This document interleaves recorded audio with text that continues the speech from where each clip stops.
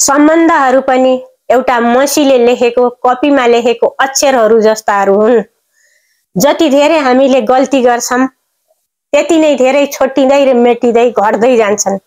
नमस्कार, सदाझै मेरो देवका बुर्तेल युट्युब च्यानलमा हजुरहरूलाई आज पनि धेरै धेरै स्वागत छ। आज मैले हजुरहरूलाई हामीले भुलेर पनि गर्नै नहुने त्यस्ता गल्तीहरू के हुन् भनेर मैले लिएर आएकी छु, आफूले जानेका एकदमै महत्त्वपूर्ण कुराहरू। आशा छ हजुरहरूले यो भिडियोलाई पनि अरू भिडियोमा चाहिँ धेरै मन पराइदिनु हुनेछ र सबैमा शेयर र सब्स्क्राइब गरी पुर्याइदिनु हुनेछ। मैले यसको छोटो एउटा सानो कथाबाट सुरु गर्छु।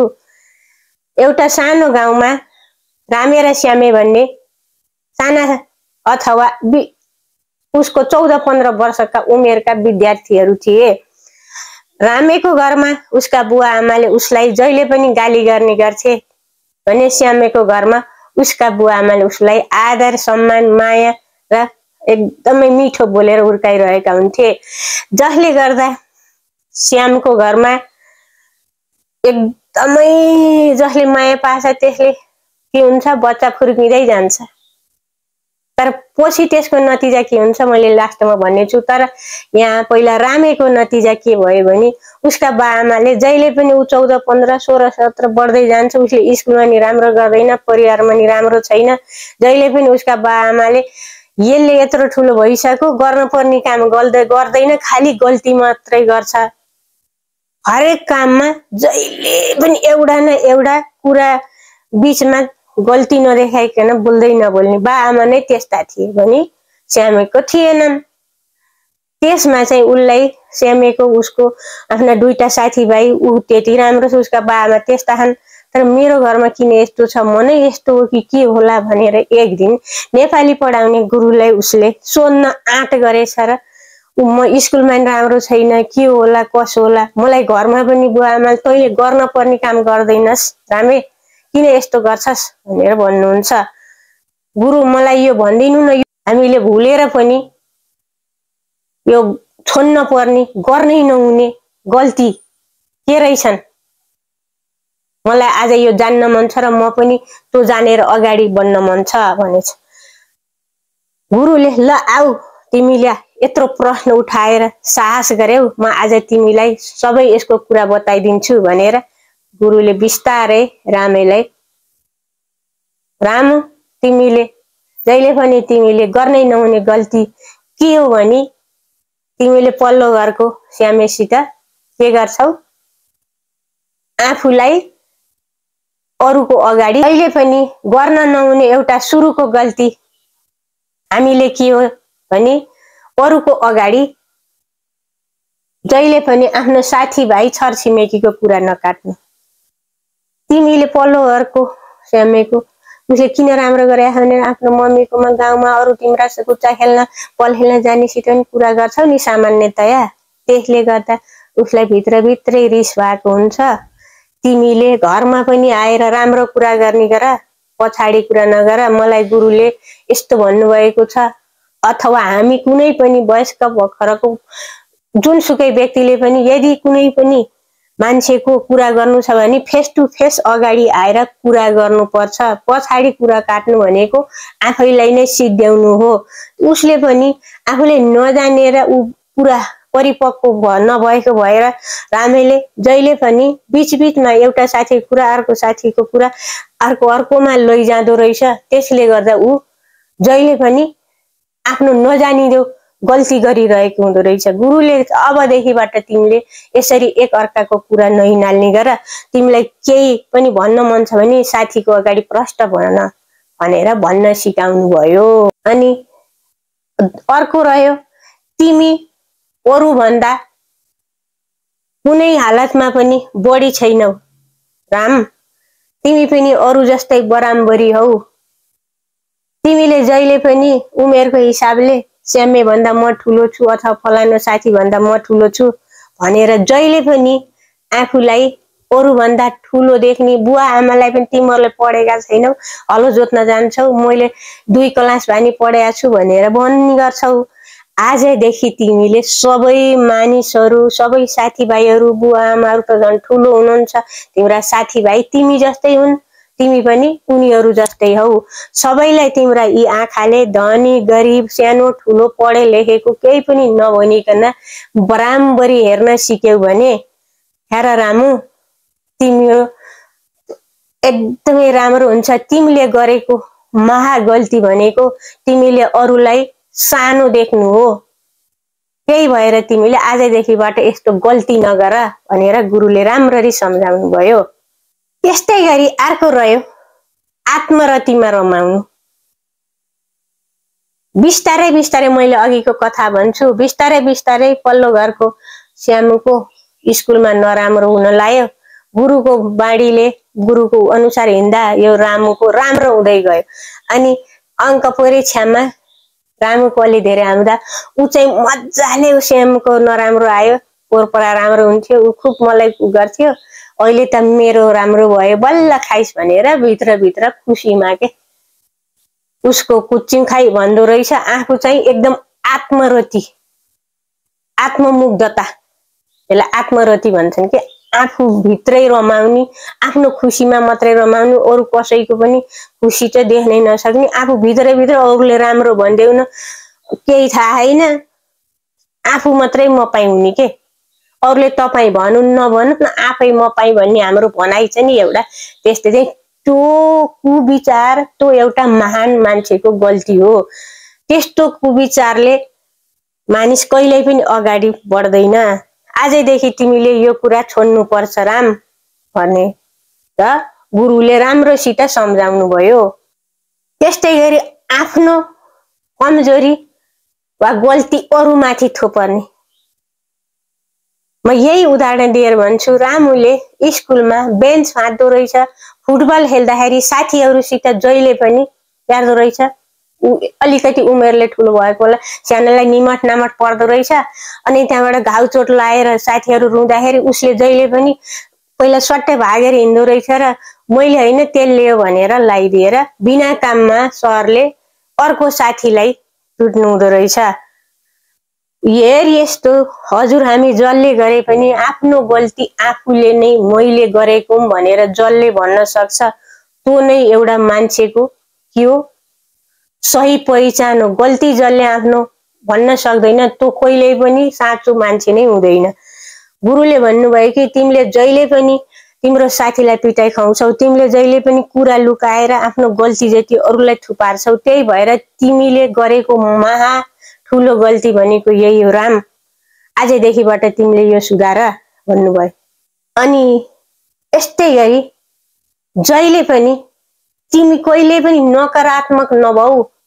तिम्रो सोचै नकारात्मक छ, अरूलाई नराम्रो भयो भने तिमी खुसी हुने भित्रभित्रै एकाङ्की स्वभावका छौ। त्यही भएर तिमीले अरूको पनि राम्रो भओस्, अरूलाई पनि भलाइ भओस् भनेर साथीभाइको पनि राम्रो इक्जाममा परीक्षामा भओस्, फुटबलमा राम्रो भओस्, तिम्रो स्यामे साथीले राम्रो गरोस् भनेर भित्रैबाट सकारात्मक सोच त।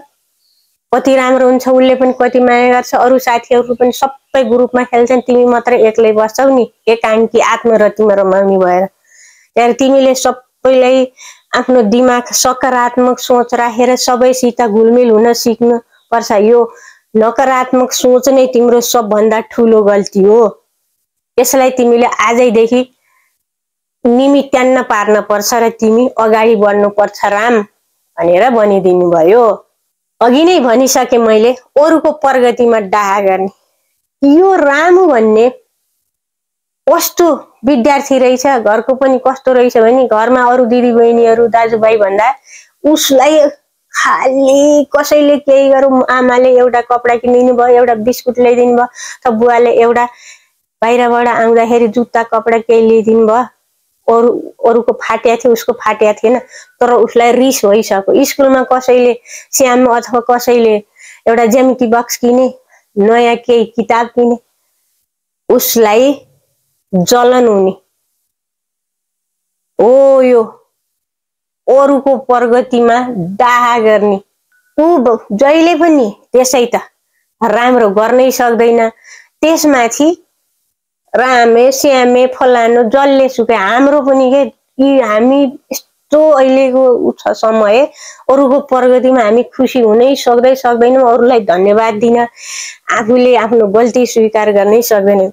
त्यही बानीले गर्दा यो रामु भन्ने विद्यार्थीलाई पनि परीक्षामा अरूले राम्रो गर्यो भने धन्यवाद दिन नि नसक्ने, खाली अरूको प्रगतिमा मात्रै डाहा गर्ने, यो अरूको प्रगतिमा डाहा गर्ने बानीले राम तिमीलाई कहिल्यै पनि राम्रो भएको छैन। अहिले यसले गरौ, आगो मैले पनि गर्छु, अथवा त्यो साथी राम्रो भएर केही हुन्न, मैले पनि सकारात्मक सोचेर राम्रो गर्ने प्रयास गर्छु भन त, अर्को वर्ष तिमी पनि राम्रो हुन्छौ भनेर।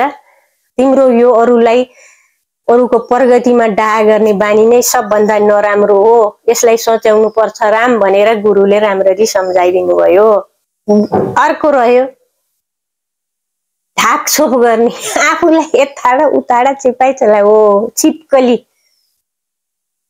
टाढा हुन्छ, गल्ती अरूलाई देखाउने, ख्यातखुत गरेर आफूले अगाडिको साथीको नयाँ ज्यामिति बक्स किनेर ल्याए अथवा नयाँ कपी ल्याए भने 2 पान्ना भए च्याति ज्यामिति बक्सको एउटा अथवा कलर केही छ भने च्याप्प थुतेर लियो, आफूले गरेको हुँदै होइन फलानाले गरेको भनेर आफू चाहिँ जहिले पनि दुधमा लागेको तर जस्तै माथि बस्न खोज्ने के।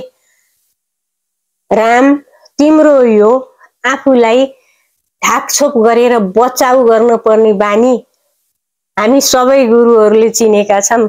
तिमीले अरू साथीहरूलाई गल्ती देखाएर आफू जहिले पनि बचाउमा पर्न खोज्छौ, तर तिम्रो गल्ती हामीले थाहा पाछौँ र तिमीले कहिल्यै पनि राम्रो गर्दैनौ। अबदेखिबाट जे हो त्यही भन्ने गर, अरूको आफूलाई बचाउमा नगर, सत्य कुरा बोल त, तिम्रो गल्ती भनेकै आफ्नो ढाकछोप गर्नु हो भनेर गुरुले यो कुरा सुधार, तिम्रो महान गल्ती यही हो भनिदिएपछि उसले बिस्तारै सुधार्न थाल्यो। अर्को त्यस्तै गरिरह्यो, हरेक मान्छेको स्वभाव जस्तै उसको पनि उसको अरूको दुःख सुख सानो कुरा उमेरले परिपक्व नभए पनि अरूलाई समभाव देख्न नसक्ने तिम्रो एउटा ठुलो कमजोरी हो। अरूको दुःखमा दुःख देख्न पर्छ रामु। तिमीले हेर त हिजो खेल खेल्दाखेरि खुट्टा भाँचियो तिम्रो साथीको, डट नाम भएको, तर त्यसको खुट्टा भाँचिँदा त्यस्तो रगत आउँदा तिमी खुर्र क्लासमा आयौ, सबै साथीहरूले उसलाई डाक्टर कहाँ लए, सरहरूलाई बोलाएर सरहरू सबै मिले, तिमी एकान्तमा र आत्मरतिमा रमायौ, तिमीलाई कुनै साथी पनि चाहिएन, विद्यार्थीहरू पनि चाहिएन। यसले गर्दा तिमी के भयो, अरूको दुःखमा मलम लगाउन नसक्ने मान्छे, तिमीलाई पनि तिम्रो दुःखमा कोही साथीहरू आउँदैनन्, तिमी एक्लो हुन्छौ। तिमीलाई यदि घटना भयो भने तिमी एक्लै रोएर बस्नुपर्छ। यो बानी आजैबाट सुधार, आजैबाट यो सुधार्नु पर्छ, नत्र भने तिमी जिन्दगीभरि पछुताउनु पर्छ, भोलि ठुलो भएपछि पनि दुःख पाउँछौ। तिमीले यी र यस्ता गल्तीहरू भुलेर पनि गर्न हुँदैन र तिम्रा साथीहरूलाई पनि यस्ता कुरा सिकाउँदै गयौ भने तिमी र तिम्रा साथीहरू पनि के हुन्छन्, राम्रो हुँदै जान्छन्, सकारात्मक हुँदै जान्छन्, सबैलाई समान देख्ने हुन्छन्। त्यसैले रामु, मैले बिचको कुरालाई जोडेर हेर, श्यामु बिस्तारै उसका बुवा आमाले उसलाई फकाउँदै मत्याउँदै पालेको भएर बिस्तारै ऊ के भयो, ठुलो हुँदै गएपछि मत्याएपछि उसले स्कुलै छोडिदियो। श्यामेले राम्रो नतिजा ल्याउन सकेन, ऊ कुलतमा फस्यो। त्यस्तै चाहिँ तिमीलाई बा आमाले सानैदेखिबाट हप्काउँदै गाली गर्दै राम्रो कुरा गरिनस्, राम्रो हुनुपर्छ, राम्रो सिक भनेर तिमीलाई भन्दाखेरि त्यतिखेर नराम्रो लाग्थ्यो, अनि यहाँ आयौ, तिमी सही ठाउँमा आयौ र अहिले तिम्रो बुद्धि फेरियो र तिमी अहिले राम्रो नम्बर ल्याएर बिस्तारै हरेक वर्ष राम्रो अङ्क ल्याएका छौ।